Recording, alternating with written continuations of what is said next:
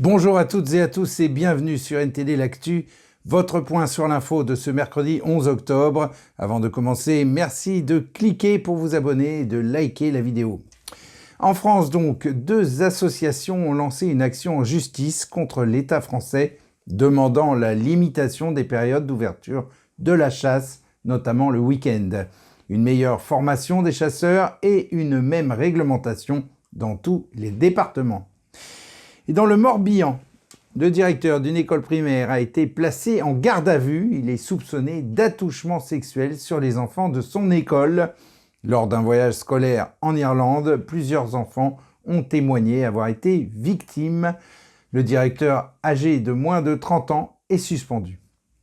Et la députée Mathilde Panot, présidente du groupe LFI, a refusé de qualifier directement le Hamas d'organisation terroriste lors d'une conférence de presse.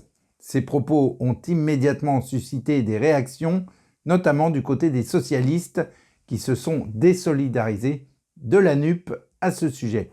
Le député LFI François Ruffin a déclaré quant à lui que le Hamas était une organisation fanatique terroriste qui a toujours été l'adversaire des progressistes au Proche-Orient.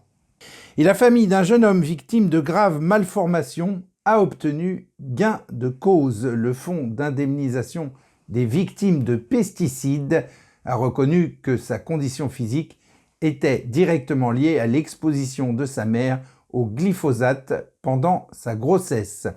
Il recevra désormais une indemnisation mensuelle de plus de 1 000 €. Et une usine française de fabrication de papier prévoit l'arrêt définitif d'un secteur de production entraînant 177 licenciements. Certains s'inquiètent d'une disparition totale de l'usine à long terme. Une réaction du gouvernement est attendue. Et on passe au conflit israélo-palestinien avec les réactions à l'international. Anthony, c'est à vous. Merci Rémi. À l'heure où le chancelier allemand Olaf Scholz proclame, en cohérence avec les dirigeants des États-Unis, de la France et de la Grande-Bretagne, un soutien inconditionnel à Israël face aux attaques du Hamas, nous voilà happés dans une partie d'échecs géopolitiques à l'échelle mondiale. Et tout porte à croire que l'Iran, avec sa caution silencieuse mais concrète du Hamas, est un joueur à part entière. Au centre de l'échiquier, le Premier ministre Benyamin Netanyahou fait face à des pressions non seulement sur le front intérieur, mais également dans l'arène internationale, où les critiques affluent quant à sa gestion du conflit, qui aurait déjà causé la mort de plus de 680 personnes à Gaza. Face à lui, le Hamas intensifie ses assauts, faisant éclater des violences meurtrières et plongeant la région dans une crise humanitaire critique. Les médias israéliens ont indiqué, mardi 10 octobre, que le bilan des attaques du Hamas s'élevait à 900 morts. Tandis qu'à l'ouest, les premiers faux pas diplomatiques autour des aides européennes accordées à la Palestine ont secoué la scène politique, mettant en lumière des failles profondes et les positions divergentes des nations. Regardez. L'Union européenne est revenue sur l'annonce de la suspension de l'aide aux Palestiniens en réponse à l'attaque du Hamas contre Israël, après que des pays de l'UE se sont plaints que l'exécutif de l'Union avait dépassé les bornes. La confusion a commencé après qu'Olivier Varhelyi, commissaire européen chargé du voisinage et de l'élargissement, a déclaré que la Commission européenne réexaminait l'ensemble de son aide au développement d'une valeur de 691 millions d'euros destinée aux Palestiniens. Varhelyi a été nommé à son poste par le Premier ministre hongrois Viktor Orban, un allié fidèle du Premier ministre israélien Benyamin Netanyahou. Dans un message publié sur X, Varhelyi a également déclaré que tous les paiements étaient immédiatement suspendus. L'annonce a suscité la consternation de plusieurs gouvernements qui avaient mis en garde contre une interruption de l'aide au détriment des civils palestiniens et s'étaient demandé si la Commission avait l'autorité nécessaire pour prendre une telle décision. Cette annonce a également surpris, car des fonctionnaires avaient déclaré plus tôt dans la journée que l'aide aux Palestiniens serait discutée lors d'une réunion d'urgence des ministres des Affaires étrangères de l'UE. Plus de 5 heures après le message de M. Varhelyi sur les réseaux sociaux, la Commission a publié une déclaration confirmant qu'elle avait entamé une révision urgente de l'aide, mais déclarant également que comme aucun paiement n'était prévu, il n'y aura pas de suspension des paiements. Le chef de la politique étrangère de l'UE, Josep Borrell, a ensuite semé la confusion en déclarant que l'UE ne suspendrait pas les paiements dus, juste après que la Commission ait déclaré qu'aucun paiement n'était prévu. Finalement, lors d'un point presse quotidien, le porte-parole de l'UE, Balazs Ouchvari, a souligné mardi 10 octobre que l'aide humanitaire de l'UE aux Palestiniens dans le besoin se poursuivra aussi longtemps que nécessaire. Après cet épisode diplomatique désordonné, rappelons-nous une citation du fabuliste grec Ésope. « Autant l'union fait la force, autant la discorde expose à une prompte défaite. » Alors se pose la question suivante. La position de l'Union européenne, après ce faux pas diplomatique, va-t-elle se solidifier ou s'éroder dans les mois à venir? Un début de réponse se trouve peut-être dans la déclaration d'Olaf Scholz de ce mardi 10 octobre. Il affirmait que lui-même et les dirigeants des États-Unis, de la France et de la Grande-Bretagne étaient d'accord sur le fait qu'Israël avait le droit de se défendre et qu'il travaillait avec de nombreuses puissances régionales pour tenter de mettre un terme à l'escalade. Donc, sur le fond, l'Union est bien là. Mais cet épisode reflète bien la complexité du problème, non seulement au Proche-Orient, mais aussi au sein de nos propres institutions. Nos dirigeants en tireront-ils la leçon? Espérons, chers spectateurs, que l'avenir apporte des réponses éclairées et que très bientôt nous puissions discuter de résolution et de reconstruction plutôt que de conflits et de controverses. Rémi, c'est à vous. Merci beaucoup Anthony. D'après Volodymyr Zelensky, il est certain que la Russie apporte son soutien d'une manière ou d'une autre aux opérations menées par le Hamas. Hier sur France 2, le président ukrainien a évoqué le conflit israélo-palestinien et l'implication de Moscou.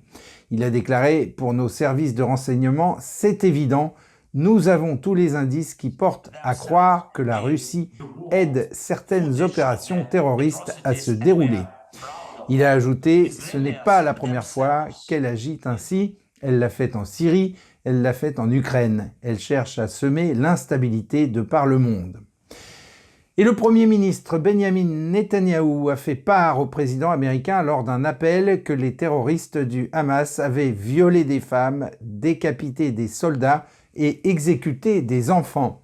Il a ajouté « C'est une barbarie que nous n'avons pas vue depuis la Shoah ». Le bilan de l'attaque du Hamas est désormais de plus de 1000 morts et de 2900 blessés. Israël est entré mardi dans son 4e jour d'affrontement avec le Hamas et ses alliés. L'armée a procédé à la plus grande mobilisation depuis la guerre de Kippour en 1973.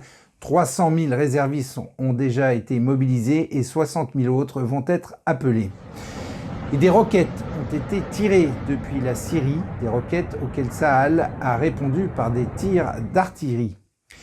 Et parmi les otages détenus à Gaza, on compte de nombreux ressortissants étrangers sur les réseaux sociaux. Dans des vidéos qui ont circulé peu après le début de l'attaque, on pouvait voir une jeune femme inconsciente à moitié dénudée allongée à l'arrière d'un pick-up, brutalisée par des terroristes armés du Hamas. Il s'agit de Shani Louk, une germano-israélienne. Sa mère a déclaré aux médias allemands avoir reçu des nouvelles selon lesquelles la jeune femme de 22 ans serait en vie, quelque part dans la bande de Gaza.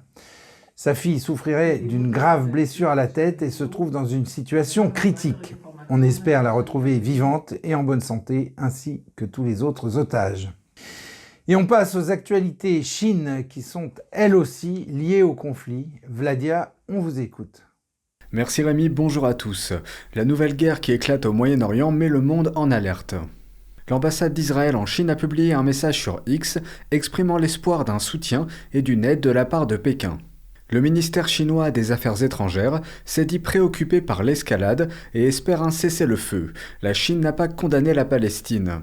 L'Iran, sans surprise, apporte un soutien inconditionnel à la Palestine. Mais de quelle manière la Chine et l'Iran sont-ils impliqués dans cette affaire? En voici un aperçu rapide. Israël et la Palestine sont des rivaux mortels. Le Hamas est l'une des organisations terroristes qui contrôlent la Palestine. Israël est le principal bénéficiaire du financement militaire américain. La Chine, quant à elle, se livre à une danse stratégique. Elle est le 3e partenaire commercial d'Israël, mais elle montre son soutien à la Palestine. Dans le même temps, la Chine soutient l'Iran qui envoie de l'argent et des armes au Hamas. L'Iran et le Hamas veulent tous deux anéantir Israël. Selon un rapport de 2014 du site web Krebs sur la cybersécurité, des pirates informatiques militaires chinois ont volé des informations sensibles sur le système de défense antimissile d'Israël. Et à cause de cela, la Chine est soupçonnée d'avoir prêté main forte à l'ennemi d'Israël. Et il y a un certain nombre de raisons pour lesquelles la Chine aurait intérêt à resserrer ses liens avec la Palestine, notamment en sapant les fonds spéculatifs américains dans la région, ainsi que le pétrole et les intérêts économiques que la Chine négocie avec l'Iran et l'Arabie saoudite. Vu sous un autre angle, la Chine essaie de donner au monde l'image qu'elle soutient les musulmans. Le PCC a obtenu des pays musulmans de l'initiative Ceinture et Route qu'ils gardent le silence sur ce qui se passe au Xinjiang. La Russie et l'Iran s'accordent avec le narratif de Pékin en échange de leur partenariat. Donc la propagande de Pékin, comme quoi la persécution des Ouïghours serait une fake news, a pris beaucoup d'ampleur sur les réseaux sociaux. Aucun témoignage des familles persécutées n'est pris en compte, toutes les dénonciations sont repoussées en utilisant les données contrôlées par Pékin, voire en accusant systématiquement la CIA d'être derrière ces accusations. Ainsi, la Chine se présente au monde comme l'ami des musulmans et pour compléter sa propagande, elle dit que les États-Unis sont l'ennemi des musulmans. La boucle est bouclée. D'ailleurs, à ce propos, si un jour vous croisez une manifestation de Ouïghours, je vous invite à discuter avec eux. Les histoires personnelles sont parfois plus parlantes que des publications dans un monde où le réel est mis à rude épreuve. C'est tout pour moi, merci à tous. Merci Vladia, et terminons cette édition par une devinette. Quel écrivain français a dit « La résignation est un suicide quotidien ». Refusant la carrière que ses parents souhaitaient pour lui, ses débuts à Paris ont été extrêmement difficiles avec 10 années de multiples échecs sous différents pseudonymes. Cependant, sa persévérance a fini par porter ses fruits. Son roman historique Les Chouans, publié en 1829, a été son premier succès littéraire. Vous l'avez peut-être déjà deviné, il s'agit bien de Honoré de Balzac, qui est considéré aujourd'hui comme l'un des plus grands auteurs français. Merci à toutes et à tous de votre fidélité. Moi, je vous dis à demain 13h pour une nouvelle édition de NTD l'Actu. Et en attendant, portez-vous bien, aidez-vous les uns les autres et, comme Balzac, persévérez. À demain.